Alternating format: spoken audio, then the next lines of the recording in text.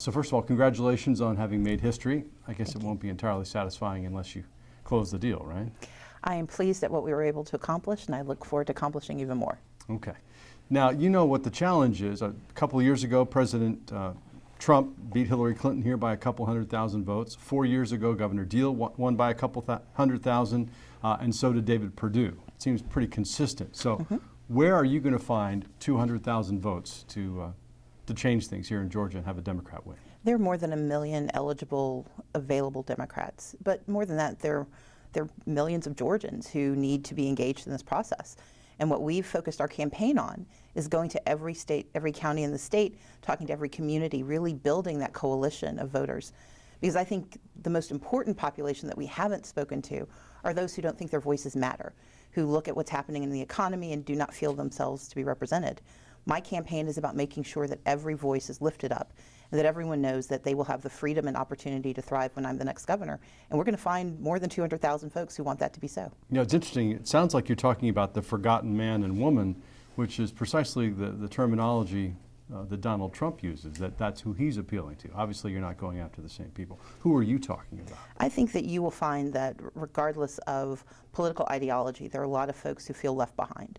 The goal is to make certain that the next governor of Georgia tries to serve every single one of them.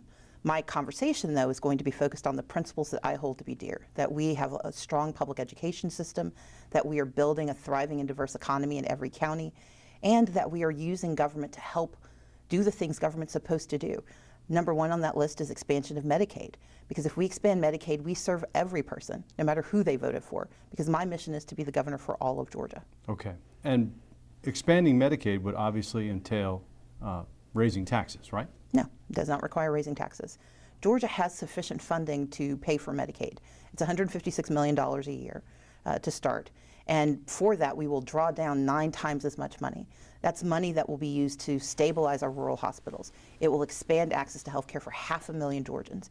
It will create 56,000 jobs. It's a matter of priorities. And we know that if we fix our healthcare system in Georgia, that creates new jobs. It actually helps reduce our criminal incarceration rate because we start to provide access to mental health services and substance abuse treatment for those who need it. Those are things that will actually save Georgia money in the long run, and it won't require raising taxes. So are you committing at this point that you would not raise taxes as governor? I'm committed to expanding Medicaid in Georgia and to meeting the needs of every Georgian. I know that we have to invest in every single Georgian, and we don't know what's coming. But I will tell you that I've been proud of the work I've done.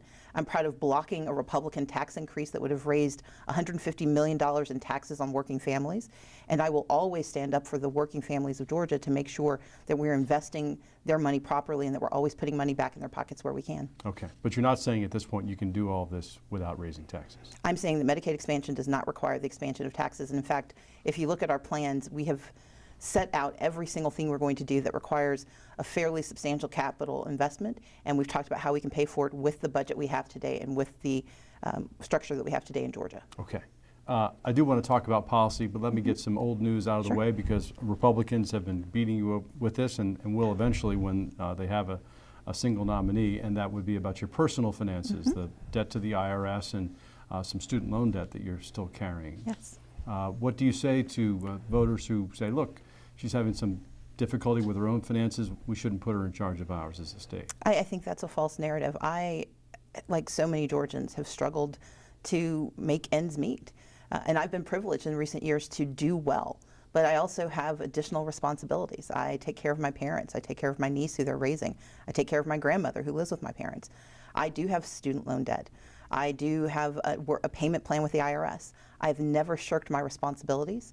The IRS and I have had a very, I'm on a payment plan and I'm meeting that responsibility. But the reality is every Georgian knows that sometimes you have to do one thing first and the next thing you do as much as you can as long as you can. And what I did was defer my tax payments because I could not defer my dad's cancer treatment payments. I can't defer keeping a roof over the head of my niece. But I've never failed to meet every single obligation that I have. Fair enough. Let's talk about what's happening right now on the southern border. What's your reaction to the separation of families, this policy that the Trump administration is enforcing now? I think it is a terrible decision that the president and his cabinet have made. It is a horrific thing to do to separate families, to put immigrant children in this type of traumatic space. And I think if you look at the broad spectrum of political leaders, of faith leaders, of community leaders who've come together to say this must end, that is the only thing we can do. It is not only un-American, it is immoral. And I think it's absolutely the wrong position for the United States to be taking. Yeah. Now, the president tweeted today, you may have seen that Democrats don't care about people coming across our southern border, an infestation, he in fact called it, saying that you just want to have the voters. How do you respond to that? I would say first and foremost, we're talking about children. Children who are crying for their parents, children who do not deserve the vitriol that is coming out of the White House. Number two, this was a decision made by the president and by his attorney general, reinforced by the Secretary of Homeland Security. It is a decision that they have made, and it is the wrong decision. But more broadly, we have to stop demonizing immigrants in the United States. We need strong, comprehensive immigration reform. It needs to be bipartisan and it needs to be immediate. But that cannot be an excuse for the immoral treatment of young people, of babies in the United States. That is not who we are. Okay. Are you, as a Democrat, an open borders person? Because the Republicans would suggest that what the Democrats want is just to let everybody in. That is, not only is it a fallacious argument, it is completely countered by the legislation, the bipartisan legislation that's been put forward for the last decade. It is Democrats who have stood with Republicans to say that we have to have both border security and stronger immigration policies. But what Democrats are calling for, what I would call for, is comprehensive immigration policy that creates a pathway to citizenship, that treats our dreamers like the great investment in our United States that they are, that makes certain that we don't separate families as a leverage point. But more than anything, that we also don't force families into the shadows, thereby crippling the ability of law enforcement to do their jobs. Because if someone's afraid to say that they witnessed a crime or to come forward for help because they're terrified of what will happen to themselves or their loved ones, that's not the right thing to do. Yeah. The truth is there used to be circular migration. They used to go home and come back. Now they know if they go home, they might not be able to get back. Georgia has built part of our economy on the use of immigrant labor, and that's not a bad thing. But we need a comprehensive system, a federal system that allows that circular migration to end, but more importantly, that really thinks about how do we deal with what we have here and how do we create the right pathway for the global society we're part of. Yeah. What do you think about the wall? I think the wall is, I do not understand what we believe that would yield. I think that border security is, of course, an important responsibility, but I think the wall is a gimmick, and I think it's a waste of money and a waste of taxpayer time and conversation. Okay.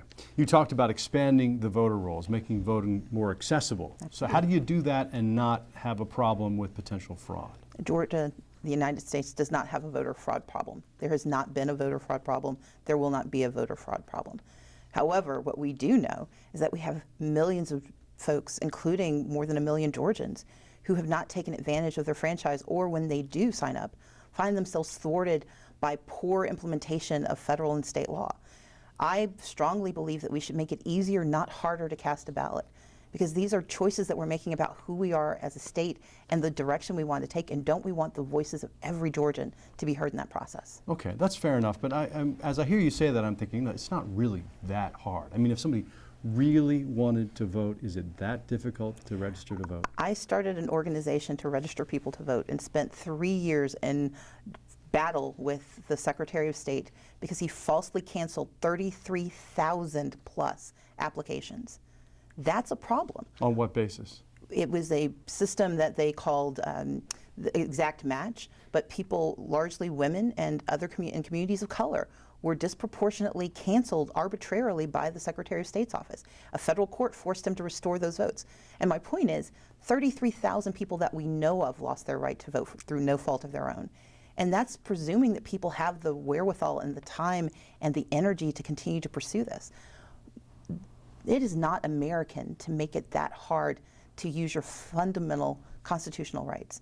Unfortunately, we do have a history of making it so, but Right. I'm proud of the fact that the United States continues to get better at this, not worse, and I want to be a part of making it better. Okay, but you're not comparing what's happening now to the poll taxes of decades ago. I'm not, I was responding to your question, which is, if you really want to do it, can you? And my answer is, not always. In Georgia, we have made it more difficult for people to cast their ballot, and that's a problem that we need to solve. Okay, you have talked about a diverse economy in Yes. Georgia and about creating good paying jobs where people would only have to have one full-time job to support their families in all 159 counties. How can government make something like that happen? Government can do so by participating in the economy the way we always have. We tout, and I think rightly so, we celebrate the businesses that Governor Deal has helped to attract to Georgia. That's not a bad thing. But my issue is bringing large companies to Atlanta is a good thing for the metro Atlanta area. But what are we doing about those smaller counties that are struggling? Places like Blackshear, Georgia, places like Taylor County that need more investment. What we can do is use our economic development dollars to create better access to capital for small businesses so that existing small businesses can create new jobs. As excited as I am, like everyone else, about the possibility of Amazon bringing 50,000 jobs to Georgia, I want us to do the same type of investment to help 5,000 Georgia businesses add 10 more jobs, because those are 50,000 jobs that we grow right here and that never leave. Okay. Is there a precedent for this in another state? I mean, what makes you think that in some of the more rural places where population has been leaving for decades, that you're all of a sudden going to be able to attract new folks and new jobs? Well, it's not about attracting new people. It's about helping those who live there live better lives. I come from Mississippi. That's where I grew up before we moved to Georgia when I was a junior in high school. And while I lived in the city, most of Mississippi could be cast as rural, right. Given just the population size. But here's the thing. I started a small business called the Now Account. We help small businesses access capital, because for a lot of small businesses, their challenge isn't a great idea. It's being able to scale. It's being able to wait while you're waiting for Walmart to pay you for your goods and services, while you're waiting for the contractor or the vendor to give you what you're owed. We know that there are a lot of small things that can be done to access capital and to help small businesses grow. That's the kind of work I want to do. But it's also about diversifying the kind of businesses we have. In South Georgia, we can invest in renewable energy. Georgia is one of the few states that has 4 types of renewable energy: hydro, biomass, wind, and solar. Camilla, Georgia has built a solar farm. Those are small business jobs that will be in Camilla, Georgia, that can be spread to Ocilla, can go to Talbot County. Those are places where we can invest money using a partnership with the private sector to create jobs. We're never going to turn some of these communities into Atlanta, and they don't want that, and that shouldn't be our goal. Our goal should be that you can live in your hometown and make a good living there, and that is absolutely achievable. Yeah, that sounds like a pretty hopeful message. What kind of reception are you getting in South Georgia or up in the North Georgia mountains as an African-American Democrat? It's something new for them to consider for statewide office. Well, I will tell you, I won 76% of the vote. I won in every region of the state across every demography. And part of that is because this isn't the first time they're seeing me. As Democratic leader, I traveled to most of the counties in Georgia, in part because I wanted to make certain that no matter where you lived, you knew that there was someone in the Democratic Party who was looking out for you. So whether it was helping folks sign up for the Affordable Care Act in Catoosa County and Stevens County, or going down to Thomasville to help folks with Medicaid expansion debates, it was about making sure we were going to every part of Georgia. It was why I led our caucus to have conversations about how we serve our veterans and our military families. I believe I'm going to win because everywhere I go, the message I have resonates. Supporting public education. I'm the only candidate in this race who has never fought to divest public education of its dollars. I've always fought against private interests taking money out of our public school system. That resonates everywhere. I'm the only one talking about how we grow the kind of jobs we need across the state of Georgia. And I'm the only one talking about how we can legitimately save our rural hospitals and provide health care to every Georgian through Medicaid expansion. That resonates no matter where I go. Okay. You've called yourself the public education governor. It seems like a sideways shot, maybe not even sideways, at charter schools. What's wrong with more choice and more competition? Those are two different things. When I talk about public education, I talk about the traditional public education school system and not the diversion of funds to private schools or to privately managed charter schools. And by that I mean those for-profit charters that simply take money out of the system, cherry pick their students, and do not deliver results. I believe that there are some charters that are good charter schools, and they are part of our traditional public school system. But I do not support any legislation, including the Opportunity School District, that sought to privatize public education and auction off our public schools. And I absolutely reject the student scholarship organizations giving $100 million that could go to pay for pay raises for teachers, and instead putting those into private education. Every parent has the right to put their child in a private school.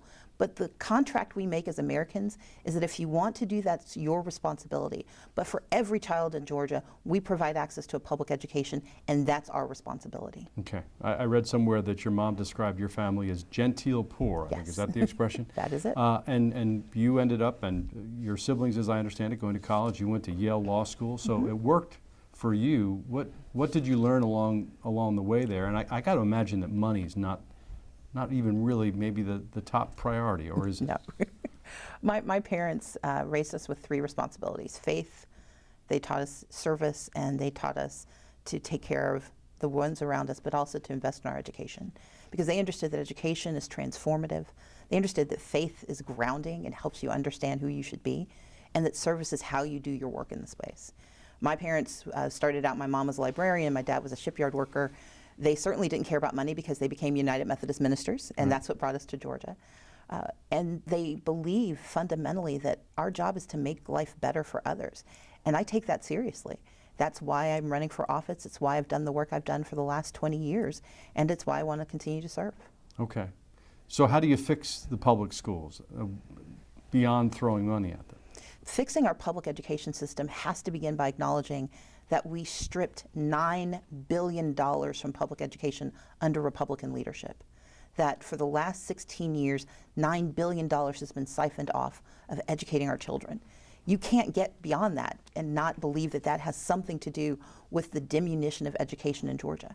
My belief is that we have to reinvest in education, and we have to understand that it is more expensive to invest in children who come from low-income families, children who have special needs, rural children, and children who speak English as a second language. Those are all costs that we have to believe we have to invest in, because that's how we deliver the best workforce and the strongest public education system that we can. Money isn't the only answer, but it is a part of the conversation, and for too long we have not done our part. The challenge for Georgia is that we have not adequately invested in public education, and that we are not doing our job to create the wraparound services that a lot of these children need. That if you come from a place where you haven't eaten since the last time you were in school, you're not going to be able to concentrate when it's been 8 or 12 hours since you've had a meal. You're not going to be able to concentrate when your parents can't get you to an eye doctor, and therefore you can't see the chalkboard. We have to do everything possible to make certain that every child, regardless of zip code and regardless of income, has the opportunity to thrive in our public schools, and that's going to be my mission. Okay. You've talked about decriminalizing poverty. What do you mean by that? Right now, if you're poor in Georgia, in a lot of places, it's expensive to be poor. You find yourself getting into trouble when you have a traffic ticket. You find yourself being pulled over instead of having a civil citation. It's a criminal charge in Georgia. It's a criminal charge that if you end up in jail, you may or may not be able to make that bail. And so we have to make certain that being poor is not the predicate for being treated as a criminal. If folks commit crimes, they should absolutely be held accountable, but we have to be responsible for reducing how poor people are treated in our criminal justice system if they don't face adequate justice. So what do we do about marijuana, where you've got more than a half dozen states where it's legal recreationally, dozens where, including Georgia, where medical marijuana is legal, and yet it's still against federal law? That seems nuts. I think that we have to decriminalize, absolutely legalize medical marijuana in Georgia, and we've gone part of the way, but we haven't gone far enough. We have to do cultivation in Georgia, and we have to do distribution in Georgia. Right now, you can have it, but you've got to go somewhere else to get it, which means we're asking people to commit a federal crime. Right. I think that we have to decriminalize marijuana in Georgia, especially low amounts of possession, because it's being used as a gateway to send people to jail, and it's really harming our communities in ways that do not make us safer and do not make us a better place.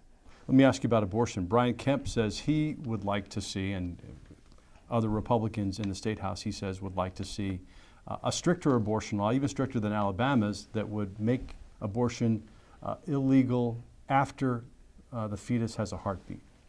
What's your response? I believe that that's wrong-headed. I am a strong proponent of reproductive choice. I am proud to have been endorsed by Planned Parenthood, by NARAL, by Vote Choice America, by Emily's List, because I believe the right of a woman to make a decision about abortion is her right. The right to choice is her right, and that there is no reason for Georgia to rescind what we have already granted, and I think, in fact, we need to do more. But the reality is the next governor of Georgia will have to make a decision, and I intend to make decisions that give primacy and that recognize that women and their families should make their decisions, not the state legislature. Okay. Some Democrats, Vincent Fort among them, have suggested that you were too ready to compromise with Republicans as the minority leader in the House. What's your response to that? When I became leader in 2010, Democrats had lost every statewide office. We were at the lowest ebb, both in the House and the Senate. Georgians care about their lives. They want a leader who will understand how to get them the best result possible. And so I will always stand to my principles. I've always been a transparent and consistent leader. I will always fight for what is right, but I will never walk away from working together to get what's good, especially working with Republicans. I'm the only person I know of who has an A rating from the Georgia Chamber of Commerce and the Friend of Labor Award in the same year for the same work. And I intend to bring the same type of bipartisan leadership to the governor's mansion. I'm always going to stand in my principles and I'm always going to fight for my values, but that doesn't mean I can't work across the aisle to get good done. Let's talk about guns. It used to be the Democrats would say, hey, okay, yes, Republicans love the NRA. They don't want to see any restrictions at all to the Second Amendment. We don't either, even though we're Democrats. You've taken a different approach. Do you think that's going to sell? I absolutely believe that people agree with me. I've had the same position for the 11 years I was in the legislature. I've only ever gotten D's and F's from the NRA. I've opposed every bill that would expand not only those bills that would weaken gun safety and expand places where you can carry concealed or where we create more harm for families. I very strongly believe that this is an important conversation, and I think if you look at Georgia and around the country, more and more families realize that you can believe in the Second Amendment, but also believe in the safety of your children. When 6-year-olds have to have active shooter drills, it's time for us to do a better job. Okay. Anything that I did not ask you about that you'd like to propound on? This was a fairly inclusive conversation. Okay, fair enough. We really appreciate you coming in. Thank you, Russ. And it was very I nice appreciate to it. meet you. Thank you.